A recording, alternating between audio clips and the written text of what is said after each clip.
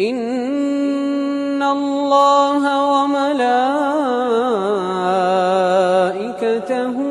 يصلون على النبي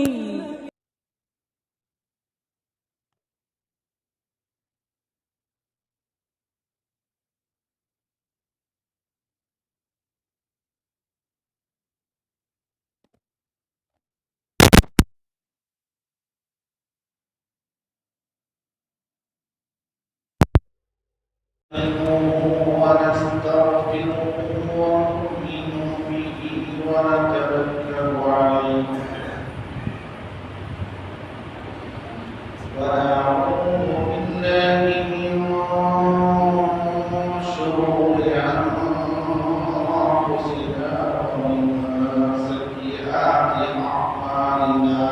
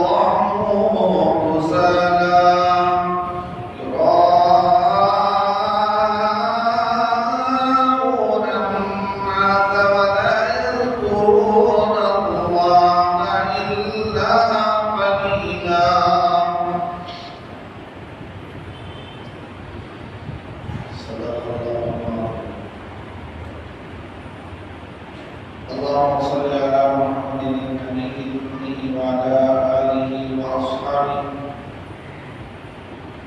وأزواجه وذرياته وأهل بيته وسلم تسليما كثيرا كثيرا. سبحان ربك رب العزة عما يصفون وسلام على المرسلين والحمد لله رب العالمين.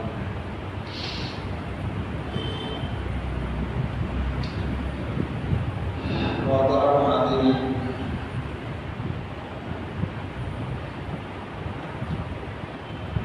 बुजुर्गों और दोस्तों,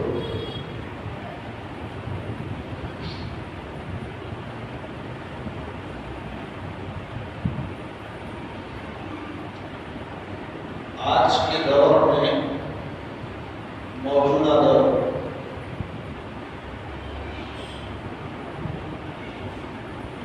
हालात रोज बरोज बदतर से बदतर होते जा रहे हैं।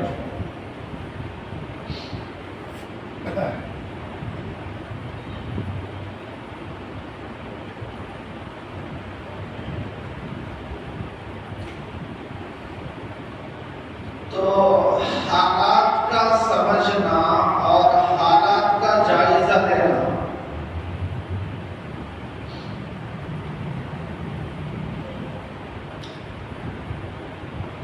हम हालात को हासिल करते हैं या तो मीडिया से, व्हाट्सएप से, ट्विटर से या गंदे गलीज सियासतदानों से। बस यही हमारा तरीका है, आदत हुआ। ये सारे चैनल न्यूज वाले मीडिया है,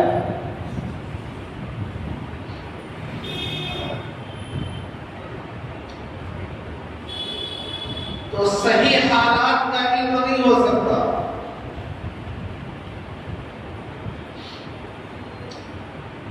और यह हालात कुरान करीम में क़यामत तक आने वाले सारे हालात का तस्करा कर दिया है।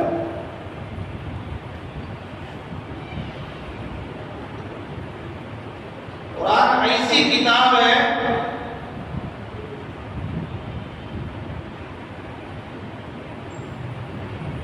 कितना भी अच्छा से अच्छा बोलने वाला हो,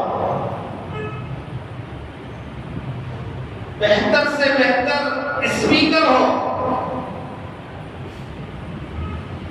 लेकिन वो एक ही मजमून पर बोल सकता है। एक बोलता हुआ दूसरा मजमून टच करता हुआ पहले मजमून में गलती ना करे, बहुत मुश्किल, गड़बड़ी करने का। लेकिन कुरान करीम ये किताब हिदायत है, मुख्तलिफ मजमूनों को टच करता हुआ जाता है, मुख्तलिफ हिस्सों को टच करता हुआ। कभी हजरत मूसा का, कभी हजरत खिज़र का, कभी हजरत इब्राहिम का, कभी हजरत अय्यूब का हिस्सा टच करता है। ये अल्लाह का कलाम है, कोई इंसान नहीं कर सकता है।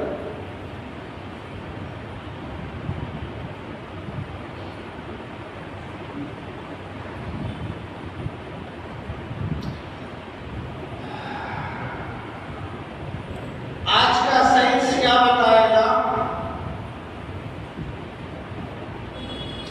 और आज की नई इजाद क्या बता सकते हैं, जो कुरान करीम ने आज से 1400 साल पहले अल्लाह ने नबी पर नाजिल करके अल्लाह ने बताया।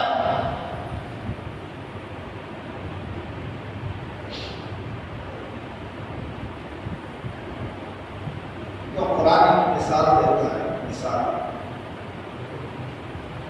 हुजूर ने अपनी जिंदगी में कभी भी समंदर का सफर नहीं किया। देखा है कि जजीरे अरब के करीब समंदर में, जद्दा में समंदर है, हिजरत का रास्ता समंदर का है, लेकिन समंदर में सफर नहीं किया। हिंदुस्तान आए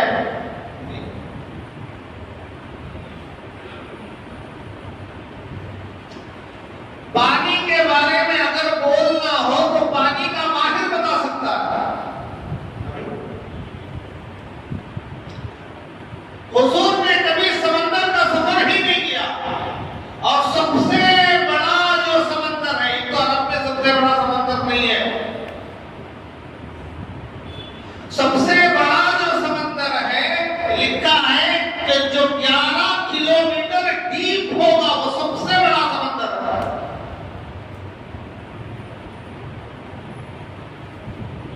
कुरान मजीद में बताता है फी बहरुन जीम, गहरा समंदर, 11 किलोमीटर डीप हो, गहरा हो, वो सबसे बड़ा समंदर है। और हर समंदर अलग अलग होता है, और हर समंदर के अंदर एक ऊपर लहर चलती है, एक नीचे लहर चलती है, उसके बाद बीच में एक लहर चलती है, उसके नीचे एक लहर चलती है। लहर ऊपर की लहर ऐसा जाती है तो अंदर की लहर यूं आती है, इसीलिए पानी खींचता। आदमी इधर ही खड़ा था, लोट आई चला जा, वो आने वाली लोट नहीं लेकर जाती, नीचे की जो जाती है वो लेके चले जाती है। जो गहरा समंदर होता है, एकदम अंधेरा, जहां रोशनी फेल, देखो 7 कलर मिलकर एक रोशनी बनती है, रोशनी के अंदर 7 कलर होते हैं। गहरे समंदर में जाओ, 50 फीट के बाद लाल कलर खत्म हो जाएगा, हाथ नजर आएगा, पैर नजर आएगा, लिबास नजर आएगा, जूता नजर आएगा, लेकिन पाँव कट कर 50 फीट के बाद खुद नजर नहीं आता। इस तरह चलते चलते चलते चलते चलते गहरे समंदर के नीचे में जाएंगे तो सारे कलर खत्म। अब इस बात को अल्लाह का रसूल बयान कर रहा है जो कभी समंदर का सफर ही नहीं किया। उनको किसने बताया? उसी ने बताया जिसने बनाया। तो मेरे भाइयों, आज मुसलमानों के दिलों में अल्लाह के बारे में शक पैदा किया जा रहा है, तो रसूलुल्लाह के बारे में शक पैदा किया जा रहा है, और कुरान करीम के बारे में शक पैदा किया जा रहा है। मालूम है?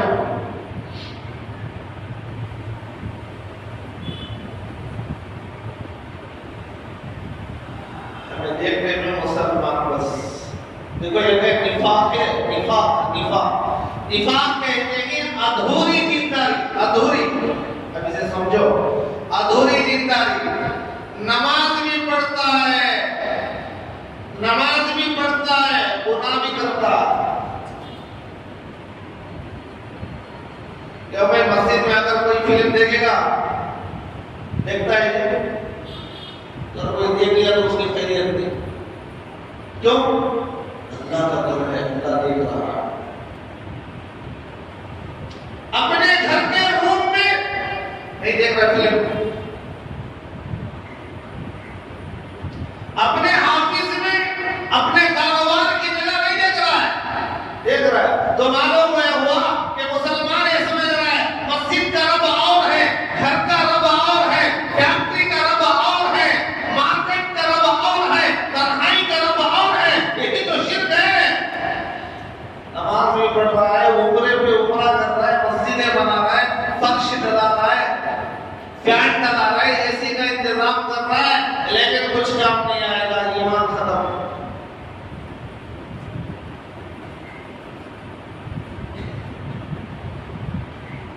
मेरे भाइयों, हमारा ये हाल है,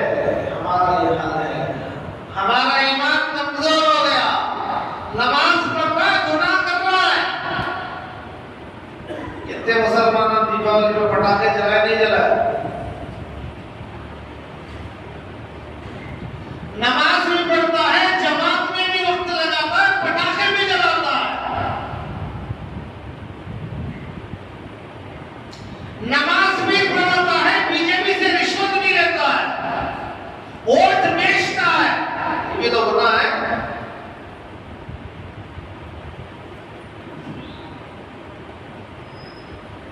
हमारे काम देखो,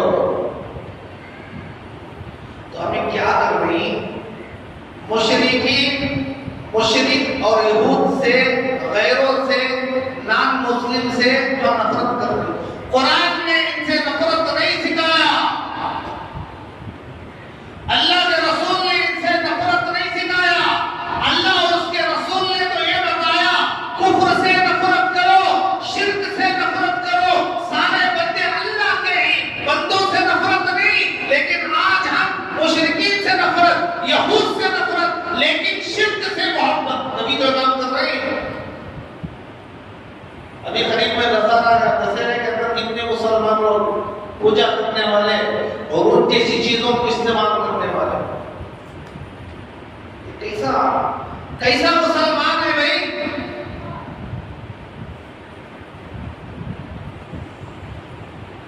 ये बात साफ बता रही है कि हमें कुफ्र से मोहब्बत है, शिर्क से मोहब्बत है, ज़बान से मुशरिकीन की नफरत को बताता है, लेकिन दिल कुफ्र से मोहब्बत कर रहा है।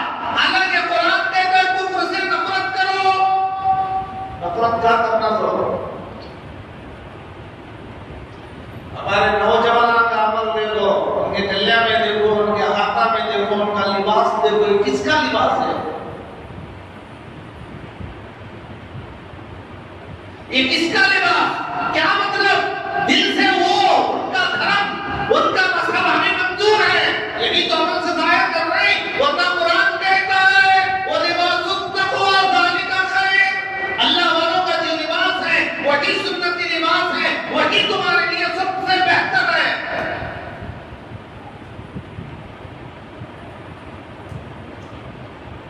तो मेरे भाइयों, ठंडे दिमागों से जरा बैठकर सोचो कि हम क्या कर रहे हैं, हम किस रुख पर जा रहे हैं। फिर अल्लाह मदद नाजिल फरमा, कहां से मदद आएगी? अल्लाह ये क्या हो जा रहा है? क्या भी नहीं हो रहा है, अल्लाह खुद करा रहा है। अल्लाह खुद करा रहा है। ये हमारे देश पर कैसे लोग आकर कब्जा कर लिए, कब्जा नहीं किया, अल्लाह ने कब्जा करवाया कचरे को पाक करने के लिए। हम सब कचरा,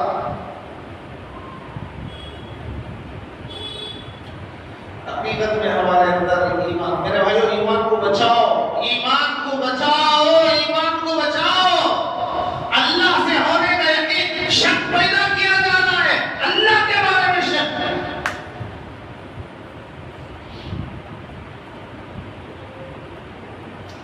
प्यास देखिए ना, प्यास क्या होती है? वो छीलके छीलके छीलके एक पदर पर एक पदर, एक पदर पर एक पदर, एक पदर पर एक पदर, पदे ही नहीं हुआ।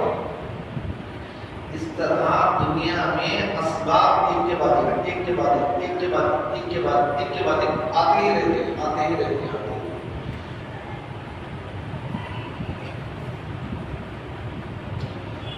गैरों की नजर पहले सबब पर, ईमान वाले की नजर दूसरे सबब पर, तीसरा सबब अल्लाह का हुक्म है।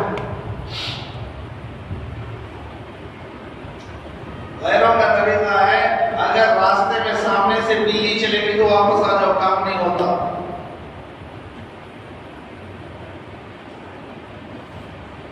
ये गैरों का तरीका है, ये मुसलमानों का नहीं। इसी तरह औरतें गले के अंदर काली पोत का मंगलसूत्र डालते हैं, वो गैरों का है। मुसलमान डालते हैं, उसे निकाल दे तो बूढ़े लोग रोकते हैं, शोहर बन जाएगा। मंगलसूत्र है वो, काले दारों का जोहार होता है। हुजूर की 11 बीवियां थी, किसी बीवी के गले में ऐसा था, हदीस है। कहीं वजाहत है?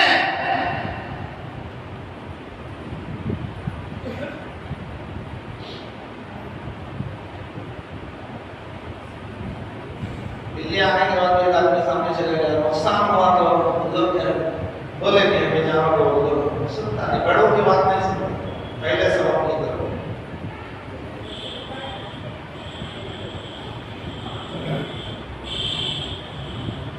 ये नजरिया गैरों का है। देखो कुरान करीम के अंदर अल्लाह ने एक सूरत के अंदर, एक सूरत, 114 सूरतें हैं कुरान करीम के अंदर, उसमें एक सूरत के अंदर ऐसा टॉपिक अल्लाह ने जिक्र किया है, 113 सूरतों में वो टॉपिक जिक्र ही नहीं किया। एक ही सूरत में, एक ही सूरत में वो टॉपिक को जिक्र किया अल्लाह। तो क्या टॉपिक है? देखो असबाब में नजर किधर जाती है, होता क्या है? मूसा अलैहिस्सलाम बहुत बड़े पैगंबर थे, अल्लाह ने कहा भाई हमारा एक बंदा है खिज़र, उनके पास जाओ। हजरत मूसा तलाश करके ले, दोनों मिले, सलाम कलाम हुआ। हजरत खिज़र ने कहा तुम्हारा हमारा जमता नहीं, तुम्हें और मैं और, आप उलूम ज़ाहिरा के हैं, हम उलूम बातिना के हैं। अहकाम शरइया आपका काम है, तकवीनी उमूर हमारा काम है। हर एक का काम अलग अलग होता है, डॉक्टर का अलग काम है, इंजीनियर का अलग काम है, दोनों एक काम कर सकते हैं। सारी बॉडी का एक डॉक्टर नहीं हो सकता, नाक का अलग है, कान का अलग है। कान वाले के पास जाकर आंख का इलाज कराने जाओ, कहेगा पागल है, मैं सिर्फ कान का स्पेशलिस्ट हूं, आंख वाले के पास जा।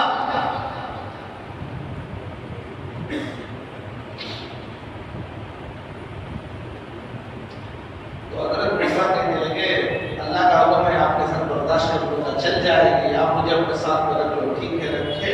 और दोनों मिलकर सफर शुरू किए। दरिया बीच में आई तो एक कश्ती को इशारा किया, एक कश्ती में सवार हो दोनों, हजरत मूसा और हजरत खिज़र दोनों सवार हो। इनके चेहरों को देखकर, इनके लिबास को देखकर, इनकी नूरानियत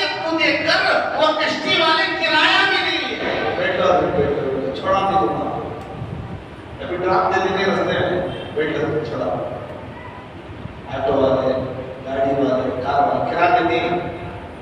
हजरत इमाम साहब खतीब साहब बैठ कर छोड़ा। अब नौजवान बिठा लिया। कुछ दूर जाने के बाद वो समंदर में लोगों को ले जाकर, उनके माल को ले जाकर, और खरीब में छोटे छोटे जजीरे खरिये मिलते थे, वहां पर लैंडिंग होती थी।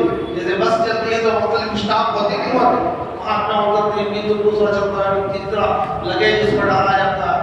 तो कुछ दूर जाने के बाद हजरत खिज़र अलैहिस्सलाम ने कश्ती के तख्ते को उखाड़ दिया। हजरत मूसा ने कहा तुमने ये क्या कर दिया भाई? खाए सो पर बर्तन में सुराख बोलते नहीं मैं खाए तो बर्तन में सुराख करता था। इतना डेंजर आदमी है, देखे तो बहुत भोला लेकिन पूरा जहरीला कीड़ा। तो हजरत मूसा अलैहिस्सलाम कहने लगे भाई तुमने क्या कर दिया? हजरत कहने लगे खामोश रहो। और पहले ही बोला था तुम्हारा हमारा जमता नहीं। अरे भाई वो लोग ना बगैर पैसे के, बगैर टिकट के कश्ती में सवार कर लग जा रहे थे, तुम्हें उनका तख्ता चौखाड़ रहा है। अच्छी से अच्छी गाड़ी BMW में, अच्छी बेंच में एक आदमी ड्रॉप दे रहा था, जाते जाते डोर का गिलास मारना चुके रहता उन्हें आगे हजरत ना बोल बिठा लिया। तो देखो कि एक नंबर का बेवकूफ नजर आ रहा है। तो अब यहाँ देखना ये है वो पूरे मजमे के अंदर जितने कश्ती वाले थे उनको किसी में नजर नहीं आया। हजरत मूसा अलैहिस्सलाम को नजर आया। तख्ता तोड़ वाले तो कश्ती वाले छोड़ दे तख्ते कश्ती वाले वहां नहीं लगा जाओ तुम यहाँ रहो, अपने गलती के तुम अंदर में डालो जाओ। किसी ने कुछ नहीं कहा। हजरत मूसा ने कहा तो क्यों क्या दूसरों को नजर नहीं आया? या हजरत खिज़र के तोड़ने को देखकर सब खामोश हो गए? हो जाके कोई अपनी गाड़ी है शोरूम से ला रहा हूं, कोई आदमी लाकर उसमें स्क्रैचेस डाल रहा है, घिस रहा है, नाच रहा है, मैं देख ले बहुत अच्छा है बोलते एक लिस्ट गिराती, उसका दादा, उसकी अम्मा, उसकी दादी, अभी कहां तक जाता तो वहां तक भी एक लंबी एक सिलसिला ऐसा निकलता कि बाजू करने वाला के कान के कीड़े मर जाना। तो क्या हुआ? इन्होंने कुछ भी नहीं किया। आज ये किस्से के अंदर बताया जा रहा है कि हजरत खिज़र ने तख्ता तोड़ा। ये तोड़ा उन्होंने खुद हाथों से नहीं तोड़ा, हाथों से नहीं तोड़ा, बैठ के बल्कि तसर्रुफ किए, तवज्जो डाली तो कश्ती खनियों के अंदर रुकना था, जजीरों में रुकना था। जब रुकने जाते किनारे में इत्तेफाक से कोई करारा जाकर जोर से लगा तो एक हिस्से का तख्ता उखड़ गया। यूं हुआ था, उन्होंने तोड़ा नहीं, बैठकर तसव्वुर किया, तवज्जो डाली। बैठकर तवज्जो डालो तो जनाब यहाँ उड़ेंगे, यहाँ नजर यहाँ उड़ेंगे। तो अल्लाह वालों को अल्लाह वो पावर देता है। जब वो तवज्जो डालते हैं तो चीज टूट जाती है, वो भी तोड़ते हैं। जाहिरी कोई सबब नजर आता, जरा जाकर लग गया, स्लो लगता था, फास्ट लग गया, रुकाने में सामने पीछे लग गया तो तख्ता उखड़ गया। असबाब जाहिरी सबब की तरफ सबकी निगाह जाती है। अब दीवार से लगकर, पहाड़ की चट्टान से लगकर तख्ता निकल गया तो हजरत खिज़र अलैहिस्सलाम को कौन क्या बोलेगा? हजरत थोड़े बोलेंगे? नहीं बोलेंगे, सबकी नजर उधर जा रही है, लेकिन यहाँ बैठे हैं। असबाब एक के बाद एक सबब, एक के बाद एक सबब, एक के बाद एक सबब। असबाब से ये दुनिया चलती है, चलाने वाला वो सब भी बोल असबाब अल्लाह है।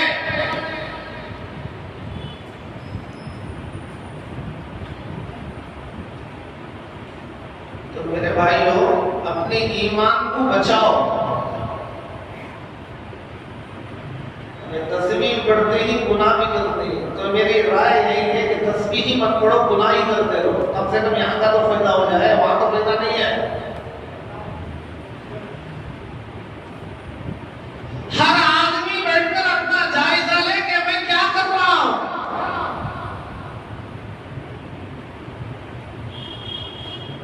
कि हमारे अमाल से अल्लाह राजी होगा या हमारा ईमान भी खत्म हो जाएगा।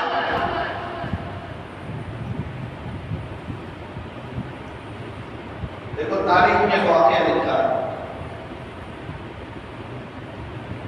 अंग्रेज के जमाने में अजमेर शरीफ में फसाद हुआ। अंग्रेज के जमाने में अजमेर शरीफ में फसाद हुआ, 10,000 मुसलमान मारे गए।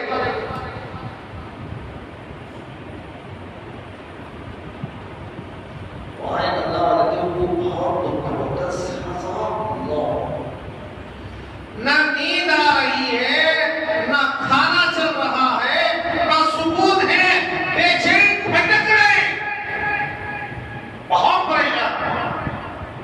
10,000 मामूली तादाद।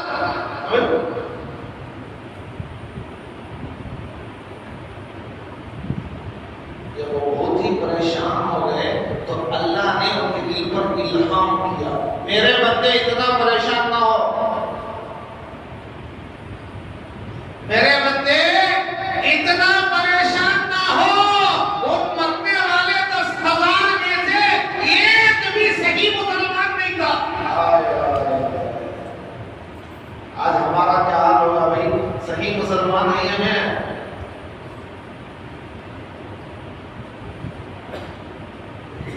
जब अमाल में बिगाड़ आता है तो अल्लाह सफाई का इंतजाम करता है। देखो अल्लाह गलती पर फौरन नहीं पकड़ता, फौरन गिरफ्त नहीं होती,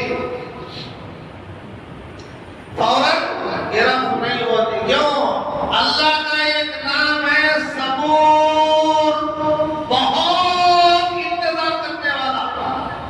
गुनाह पर गुनाह कर रहा है लेकिन माल आ रहा है, माल पर माल, माल पर माल, उमरे पर उमरा, बिल्डिंग पर बिल्डिंग, यहाँ एक प्रॉपर्टी खरीदा, वहां एक प्रॉपर्टी खरीदा, सामने एक प्रॉपर्टी खरीदा, नमाज में खड़े गए तो पीछे एक प्रॉपर्टी है, वो भी दिखाना पड़ता।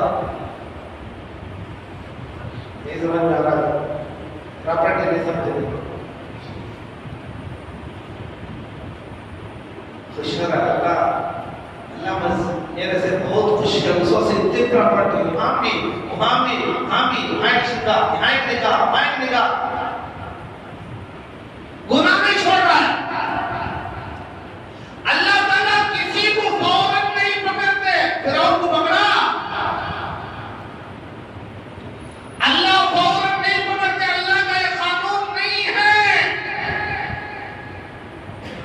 फौरन नहीं।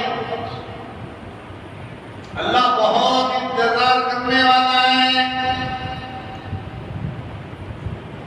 जुमा के अज़ान सुनकर भी शाबाश ना बैठा वाले नहीं आ रहे तो दूसरे जुमा तक अल्लाह पकड़ कर खत्म कर दे, पूरे महल्ले गुस्सा पैसा अल्लाह नहीं करते, अल्लाह मौका देते हैं।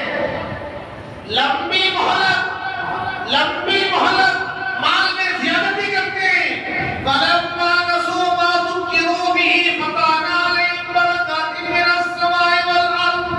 अल्लाह आसमान और जमीन के बरकतें खोल देता है, इधर से माल आ रहा है, इधर से माल आ रहा है, हराम माल इधर से भी आ रहा है, इधर से भी आ रहा है, इधर से भी आ रहा है।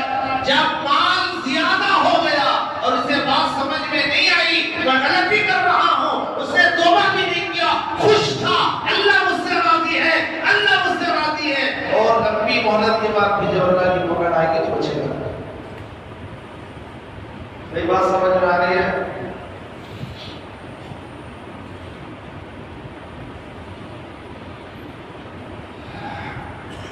इसलिए अल्लाह ताला अगर हमें गुनाह कर रही तो वही बहुत जल्दी तौबा कर लो। पकड़ अल्लाह की देर से आती है, देर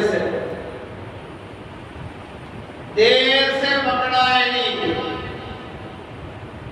इसलिए अपने ईमान की हिफाजत करो, अपने ईमान को बचाओ, अपने नमाजों को बचाओ, अल्लाह से होने का यकीन पैदा करो, अल्लाह वालों की मोहब्बत अपने दिलों में बिठाओ।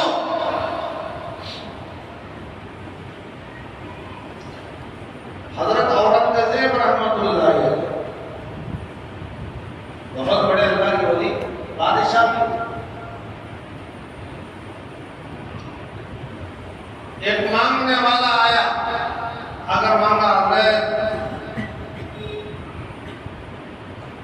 भेष बदल को है। हजरत ने पैसा दिया, अरे तुझे वहां को दिया था, फिर तू यहाँ गया, हजरत पैसा लिया मुझे, हाँ पैसा लिया।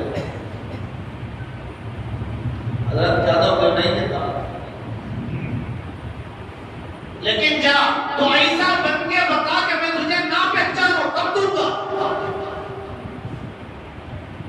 सीधा कर रहा सोचा बैठकर, बादशाह क्या चीज चाहते हैं,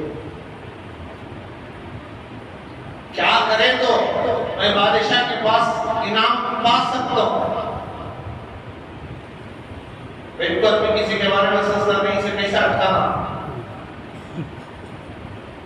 प्लानिंग बनाने नहीं बनाते।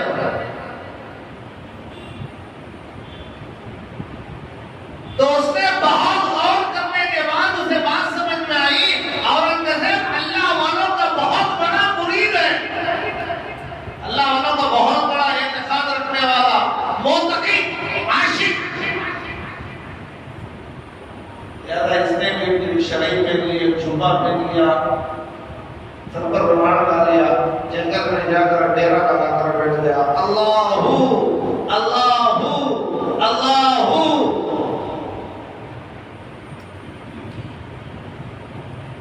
हकीकत में नहीं, बनावटी पैसे का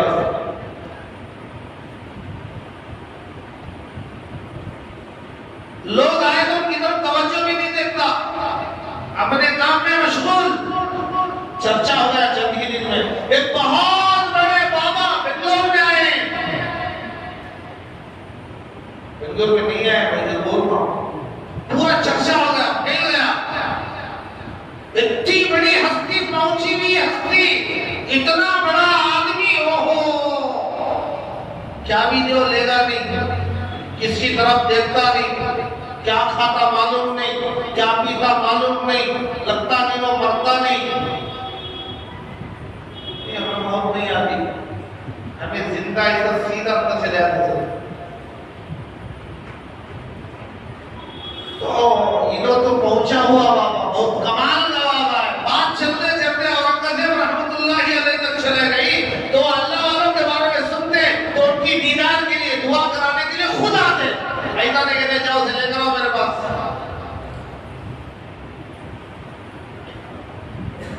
ये होता है, अल्लाह वालों की खतर ये होती है। वक्त तारीख बिहार खुद गया,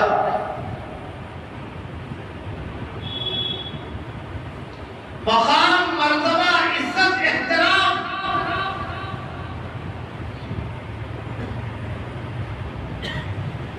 जिनका वाकई बहुत बड़ा अल्लाह वाला है, बेड़ा है, जिगर में है, मशगूल है, किसी को बोलता नहीं। औरंगजेब ने बहुत बड़ी अशरफियों की थैली दी, उसने इनकार किया, हमें क्या तो वो थैली ले जाओ। बात है, उसके दिल में और भी मोहब्बत आ रही कि बहुत बड़ी हस्ती है, पैसे भी नहीं ले रहा। जैसे बादशाह दरबार में बैठा है, ये भाग को आया, तो हजरत मेरा इनाम दे, इनाम मैं वही आदमी हूँ जो वादा करने गया था, ऐसा बद को दिखाऊंगा तुम मुझे नहीं पहचानेंगे। अच्छा कौन है तू? अभी जिसके बाद दुआ कराने तुम्हें आए थे उन्हें छापे में तो पहचान ही नहीं सका, लेना हजरत ये तो बहुत थोड़ी है, वहां तो इतनी बड़ी थैली दे रहे थे, कब दे रहे ना, जरा और तो यहाँ इतना ही देगा, वहां से ले रहा था, मैं चिंता करा। मैंने बहुत बड़ी रकम अल्लाह का वली समझ के दिया था, वही कबूल करना था। तो उसने कहा, बादशाह दिल में मेरी भी बात आई कि ले लो, दिल के अंदर मेरी भी बात आई, ले लो। इतना बड़ा खजाना, इतना बड़ा माल, इतना बड़ा इनाम, मैं सारी जिंदगी कमा नहीं सकता, बैठे बिठाए आ रहा है, ले लो। लेकिन मेरे दिल ने कहा, जिनके कपड़े तू पहनकर बैठा है, अगर ये इनाम ले लेगा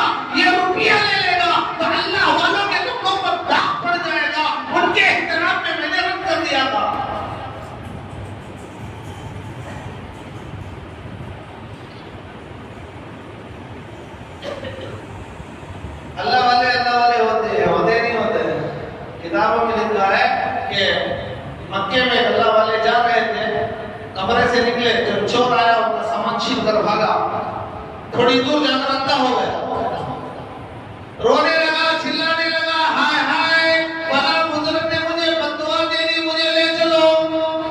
लोग पकड़ कर ले आए अपने पास, तो वो हजरत वहां पर नहीं। दुकान वाले ने कहा क्या बात है, कहा यहाँ जो अभी हजरत का सामान चोरी हुआ था, हजरत कहाँ गए? कहने लगे वो तो नमाज हुए, वो नमाज के वक्त में इधर ही से आते हैं, यहीं पर बैठ जाओ, नमाज को आएंगे तो मैं बताऊंगा, हरम जाते हैं। जब दूसरी नमाज का वक्त आया, वो आए तो बताया, वो चोर जाकर पैर पर बोला, हजरत मुझे माफ करा दो, आप अल्लाह के वली हैं, मैं आपका सामान उठाया, मेरी आंख चले गई। दोस्त की चीज को चोरी होने देता? अच्छा हुआ इसकी चीज चली गई सर, बोलती उन्हें दोष नहीं, उन्हें खौफ है।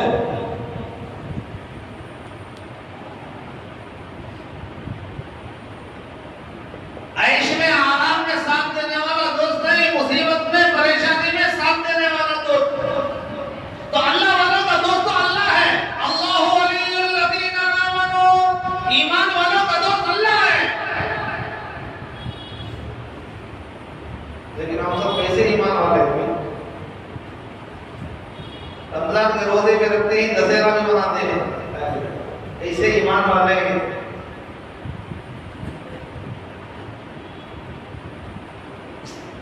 और अफसोस होता हमारे कौम की हालत पर, अकायद बिगड़ गए, आमाल बर्बाद हो गए।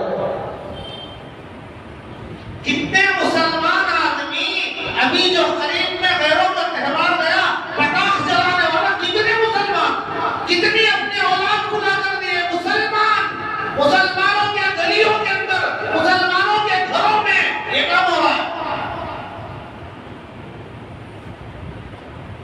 फिर हर साल रमजान में उम्रे में चले आते थे,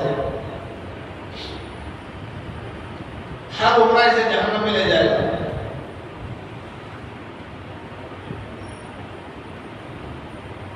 याद है मेरे भाइयों, अपने ईमान को बचाओ, ऐसा मुसलमान बचेगा नहीं, इनके साथ अल्लाह की मदद का वादा नहीं है। हम जैसे कच्चे ईमान वाले ना, हमारे साथ अल्लाह की मदद का वादा नहीं है।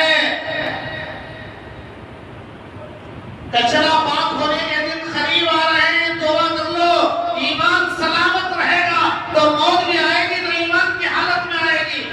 दुनिया में तकलीफ हो लेकिन आखिरत में जन्नत मिल जाएगी।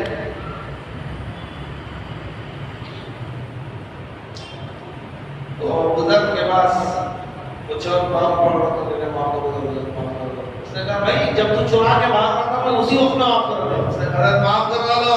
हजरत कह रहे माफ कर दिया भाई, तभी माफ कर दिया। लोग वहां जमा हो गए और उन्होंने पूछा हजरत आपकी चीज चुराया, आप माफ कर दिए? उसी वक्त माफ कर दिए।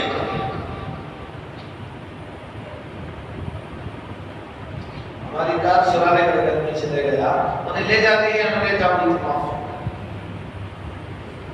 हजरत कैसे? तो अल्लाह वाले कहने लगे, मैं उलमा से एक हदीस सुना था, क़यामत के दिन अल्लाह के रसूल उस वक्त तक जन्नत में कदम नहीं रखेंगे जब तक कि सारी उम्मत का हिसाब ना हो जाए। अगर मैं इसे माफ नहीं करता तो ये मुकद्दमा हमारा बाकी रहता, अल्लाह के दरबार में पेश होगा, और जब तक कि हमारा मुकद्दमा हल नहीं होता अल्लाह के रसूल को जन्नत में जाने में देरी होगी, इसीलिए मैं दुनिया ही में माफ कर दिया। ये कैसे आज कैसे ईमान वाले आए।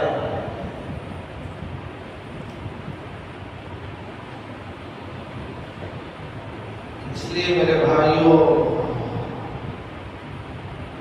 अपने दिल के अंदर निफाक हो तो उसे खत्म करो, अल्लाह से होने का यकीन करो, अल्लाह के बारे में शक, अल्लाह के रसूल के बारे में शक, कुरान के बारे में शक, बच्चों में, नौजवानों में, औरतों में ये शक पैदा किया जा रहा है। अगर हमारा ईमान मजबूत नहीं रहेगा तो फिर अल्लाह हमारी हिफाजत फरमाए। ईमान की हिफाजत करेंगे भाई, गुनाहों से तौबा करो, जिस तरह मस्जिद में अल्लाह से करते ही घर में भी इसे डरो, कारोबार में भी इसे डरो, हाफिज में भी इसे डरो,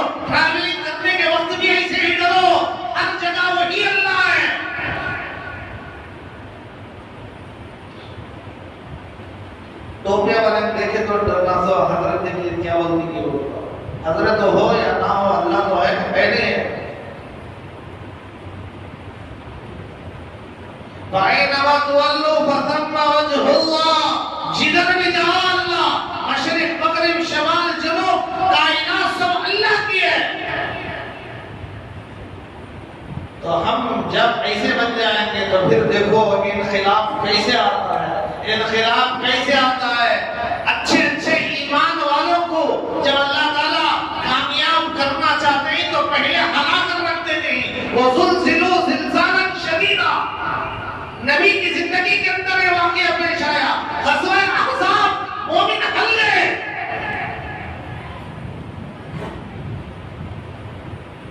तो मेरे भाइयों हालात आते हैं, लेकिन हमें अपनी ईमान को मजबूत बनाएंगे भाई। अल्लाह ताला हम तमाम सुनी बातों और अमल की तौफीक अता फरमाए। अल्लाह हम सबकी ईमान की हिफाजत फरमाए और हमें काबिल मोमिन बनाए और ईमान पर कलीमे पर हमारी इस्तिकामत अता फरमाए और इसी पर हमारा खातिमा भी खैर हो। अल्लाह हम सब की कही और सुनी बातों पर अमल की तौफीक अता फरमाए।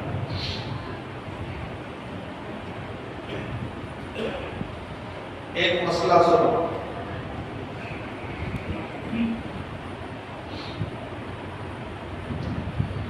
नमाज के अंदर पूरा सूरे फातिहा एक बार पढ़ना वाजिब है। रकात माने अल्लाहु अकबर, पूरा सूरे फातिहा एक बार मुकम्मल उलमा ने लिखा है बीच में एक आयत छूट गई, दो आयतें छोड़ दिया, आखिर में सजदे सहुला दी।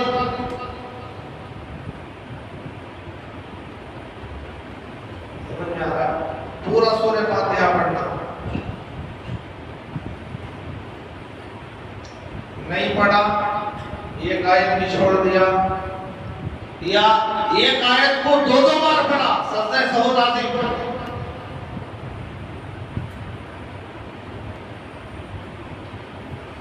नमाज शुरू कर, अल्लाहु अकबर शुरू करते ही अलम तरा कैफ़ फ़अल रब्बुका बिअस्हाबिल फील, सूरह फातिहा पढ़ा इसने डायरेक्ट ज़ब्सुरा दूसरा सूरत से शुरू कर रहा है। सूरह फातिहा नहीं पढ़ा, दूसरी सूरत शुरू कर दिया।